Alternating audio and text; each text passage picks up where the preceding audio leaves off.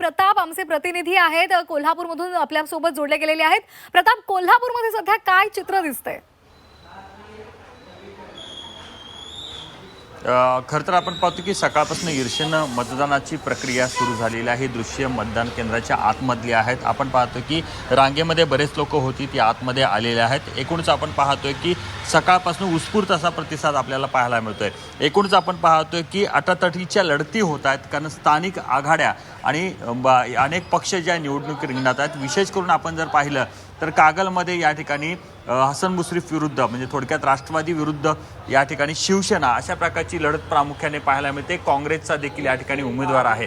पण दुसरीकडे आपण जर पाहिलं तर नगराध्यक्ष पदाचा जो उमेदवार आहे नागराळे शारदा यांनी मात्र आपण पाहतो की ऐन वेळेला या ठिकाणी माघार घेत युगंधरा घाटगे यांना या ठिकाणी पाठिंबा दिलेला आहे। त्यामुळे आदल्या दिवशी देखील मोठ्या घडामोडी घडल्याचं चित्र आपल्याला पाहायला मिळतं आहे। मुरगुड असेल, त्यानंतर गडहिंग्लज असेल, पन्हाळा असेल, मलकापूर असेल, या ठिकाणी सुद्धा अतिशय अटातटीच्या लढती आपल्याला पाहायला मिळतात। काही ठिकाणी बिनविरोध करण्याचा प्रयत्न नेत्यांनी केलेला आहे, पण अनेकांनी नेत्यांचा मान सन्मान न राखता या ठिकाणी आपण पाहतो की निवडणूक रिंगणात उतरलेले त्यांचं म्हणणं असं आहे की ही आमची निवडणूक आहे, आम्ही लढणार।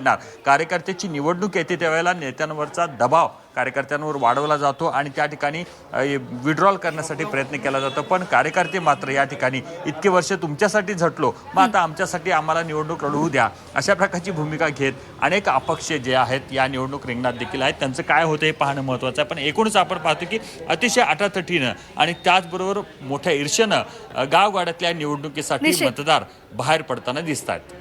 अगदी असेच आमच्यासोबत जोडलेले राहा।